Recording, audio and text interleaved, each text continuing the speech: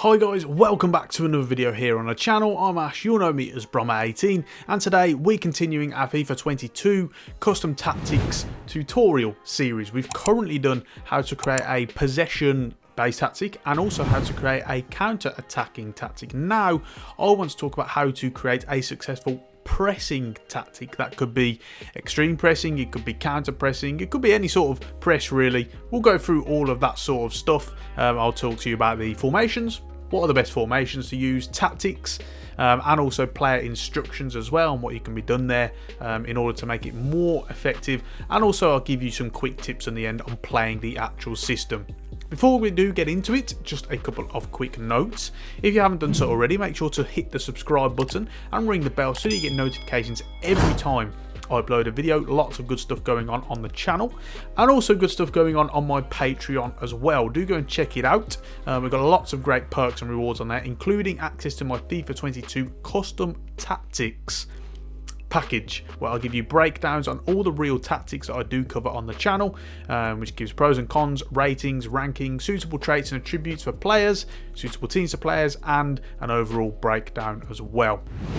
On that note, let's get into the video. So first things first, let's talk about formations. What is it that you need in terms of the formation to make a press successful? Well, you need to make sure that you've got all areas on the pitch covered. So for example, in certain 5 and 3 back systems where you don't have wingers, you're leaving a lot of space in the upper areas vacant, and that's not what you're looking for here. You want to make sure you've got as much areas covered on the pitch.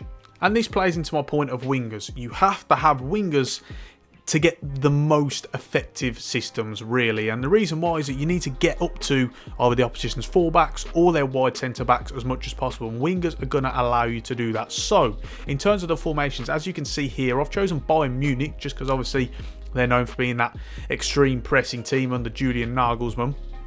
And so what we have here is I had a 4-2-3 wide, 1 wide. I did push up the fullbacks to wingbacks. I'll talk about that a little bit later. But a 4-2-3, 1 wide, a 4-3-3. If I can find that here, any of these really, not the flat one, something like the either the holding or the attack, and also something like a 3-4-3 as well, where we've got this flat thing and you're able to get all over the pitch.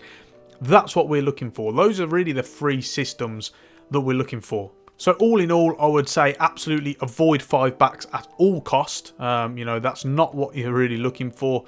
And also the majority of 3 backs, other than the ones that do have the wingers. The 3-4-2 one you could also get some use out of as well, but I would prefer to go for the 3-4-3 in the end. And this sort of plays into my next point of, if you're playing on a career mode, for example, a good thing is to match the opposition. So try and match them all around the pitch. So if they're playing a 3-back, maybe you go for the 3-4-3. Or if they're playing such as a 4-3-3, for example, with 1 holding mid, 2 central mids, go for the 4-2-3-1. Match them all over the park. And this means that you can go man for man. You've always got a player ready to go if and when possible. And that's just the best thing to do, really, if you are happy to adapt. Otherwise, if you want a sort of a base formation, you want to go with that. The 4-3-3, preferably either the attacking one or the holding one. 4-2-3-1 or a 3-4-3 is best. I personally, with Bayern Munich, to suit the personnel, went for this 4-2-3-1 and did, of course, push up the fullbacks. What about the tactics then? Well, call me obvious, but naturally you will need to play one of these 3 on defensive style, one of the pressing 3. I know, Captain Obvious, but just to make sure you know, pressure on heavy touch, press after possession loss, and constant pressure. Naturally, constant pressure is the best one. It does come with its drawbacks that we'll talk about very shortly, and that's what I chose with Bayern Munich as well. But some people do talk about the stamina issues, and that's something you'll have to deal with. I'll probably release a stamina tutorial at some point so that you can deal with this. But if that is something that is worrying you, you can go to then a press after possession loss, something more counter pressing orientated. Naturally not as effective, they do tend to drop off more, but something that you can still do. Same with pressure on heavy touch as well. Now with the width, this should actually be booted up a little bit. Now I often talk about being narrow, being compact. Now you still want to do that, but If you move it to 30 and beyond, you'll see that obviously the description changes from narrow to balanced. And I have this round about a 34 to 40 range, and what this does is it means that because you're a tiny bit wider, it complements that press because you can get out to the wide men of the opposition more quickly, compared to if you're really narrow, then you've got a lot more space between them. You know, you're trying to complement that press as much as you can. So have it on sort of a low balanced area, if that sort of makes sense, because you're still trying to keep as much compactness as you possibly can. And with the depth, naturally you're going to need a high line, so anything 70 and above. I tend to find boosting it to 80, 90 in this case, I went with Bayern Munich to really complement that constant extreme pressing system. Of course, you will need pacey defenders in order to make do. Even in mine, with the likes of Upamecano, Hernandez, Davis, I was still getting caught in behind occasionally, so that is a drawback. You've got to try and win the ball as quickly as possible. You've got to have pacey defenders. On the other hand, you saw me with Pavard. He was constantly getting exploited, running in behind. He's quite slow, quite lethargic, so lay off any slow defenders. But yeah, you will need a high line to complement that press. I dropped it off to 90 just so they'd drop off a yard or two and try and, you know, relieve that sort of pressure. Obviously at 100 they're all the way forward, so something at 90, particularly for your constant pressing team, is very good. So what about offensively? It's very important that you've got these two in particular: slow build up and possession.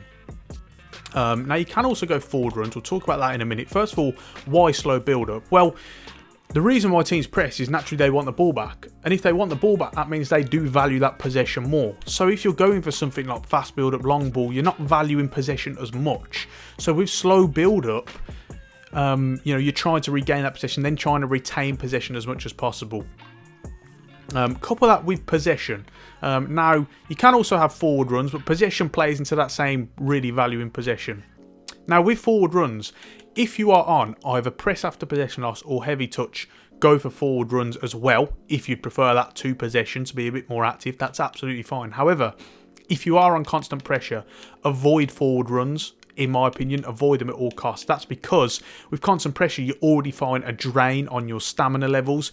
If you add forward runs to that, it is, you know, a real nightmare to manage, and you will find your players absolutely dead by the end of the games. With possession, on the other hand, they're a little bit more measured, not as much running all the time. You're trying to, you know, recycle it a little bit more. So on constant pressure, leave it on possession. If you're on more of a constant pressure or a heavy touch press, then you can also have forward runs if you would prefer that. In terms of player instructions, there's not too much that you really need to know here. Couple of things though. First things first, with the wingbacks, I spoke about it earlier. Now, obviously, if you're playing Ultimate Team, I don't really make these tactics for Ultimate Team, to be honest. Don't really talk about that. But, you know, for the likes of career mode, seasons, etc., do consider moving your fullbacks up to wingbacks. And what that does, ahead of everything else, getting them wider, getting them further forward and stuff, it also helps with the press, because they're going to close down the opposition wingers more. They're going to be in a more forward position, and it's going to help complement that, help them to achieve that. So that's going to help with your press. In terms of aggressive interceptions, now, if you're on constant pressure, I would limit aggressive interceptions to just the centre-backs. The reason being is that with the centre-backs, you tend to find their stamina doesn't really drain as much, because obviously they're not covering as much areas. So with aggressive interceptions, you can have that on, because it's very draining on stamina, is aggressive interceptions, but you do get a good upside from it. You know, you do get them stepping out, trying to win the ball back, you know, more aggressively, play on the front foot more. So that's fine. I would avoid everyone else in the team being on aggressive interceptions if you are on constant pressure. However, if you're on press after possession loss or pressure on heavy touch, you can mix this up a little bit more. I wouldn't have everyone on aggressive interceptions, particularly not the wingers, because they're covering a lot of ground. But, you know, players like the defensive midfielders, for example, even the cam, the striker, you know, you can change them to aggressive interceptions, and, you know, try and get outside, try and get them, you know, really trying to force themselves on the opposition. That's absolutely fine. So no issue with that. Finally, let's talk about defensive positioning, because all of these are on stick to position. However, as of FIFA 22, you now also have the step up option. I would avoid using the step up option at all costs. Naturally, if it worked well, then this would be absolutely ideal. You know, I would absolutely have this on a press, but it's extremely raw, this new feature. It needs a lot of work. EA needs to do a lot of changing and tweaking to it, because at the moment it is just pretty much unplayable in its current state. So avoid step up. You tend to find, you know, a lot of players just out of position, not marking the right players, etc. So do just avoid step up at the moment, because I imagine some people will wonder whether or not that should be utilised. So finally, what about a couple of tips? Now, I might do a pressing tutorial in the future, but a couple of tips that I think you absolutely have to know. First things first, teammate contain. Teammate contain is absolutely vital to playing a successful pressing system. You absolutely need this. Now, what that is on the original classic system, it's RB or R1 on the controller, and a second teammate who you're not controlling will look to close the ball down. They won't always try and win it, really. It still needs a bit of tweaking again. It's not quite as effective as the system on PES, where it's just the second man press. But it is still handy at the moment, and you absolutely need to have it. You'll see me in the gameplay using it often. You'll find a green arrow coming above the player when that's in use. Now, obviously, sometimes a selection sort of system doesn't work very well. It gets the wrong player. That's something you do have to deal with. Again, it needs tweaks, it needs improving, but it's something you absolutely have to use. Now, it's originally, as I said, RB or R1. I have changed it so that it's A, and the reason being is that it's just easier to access, and it's also near the pass button, so if you win it, you'll hopefully pass it off pretty quickly. Whereas if you're using RB or R1, all of a sudden you've got to move your two fingers up and stuff. It's really weird. So I would consider remapping that button. I use it on A personally, but absolutely a must if you want to press effectively. Also, what you should also consider doing is the team press, and that is left and then down on the D-pad. And what it will do is it will instigate a press for 6, 7, 8 seconds. Now again, still raw, still needs tweaking. Sometimes they're still standing there, but you will notice in certain moments they will start to press a little more. It just helps if you feel like your team being a bit passive, even on constant pressure. You can activate that team press, and it will help. You'll start to notice players gradually closing the opposition down a little bit more in those first few seconds. So that's very, very handy as well. Right then, that just about rounds it off for this video then, guys. If you've got any more questions about pressing, about you know, tactics in general, get at me in the comment section. I'll do my best to get back to you. I'll respond to as many comments as I possibly can, and I do get to read almost every comment, other than the ones that do slip through the net and the system and stuff. So do get at me in the comment section. As I mentioned at the start of the video, make sure to hit the subscribe button and ring the bell so that you get notifications every time I upload a video. Don't forget to check out the links in the description, such as my Patreon, where you get access to a lot of great perks and rewards, a whole lot of stuff coming on that. And also the link to my Twitter, give me a follow on there, and my Amazon affiliate links, where you can get access to all of my equipment and stuff that I use, microphone, gaming stuff, PC parts, all that good stuff. But it does give the channel a little kickback, and it's a great way to support me without having to spend any more money.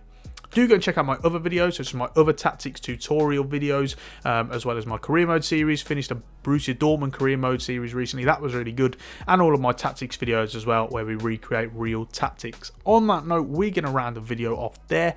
Thank you so much for watching, and until next time, I will see you soon.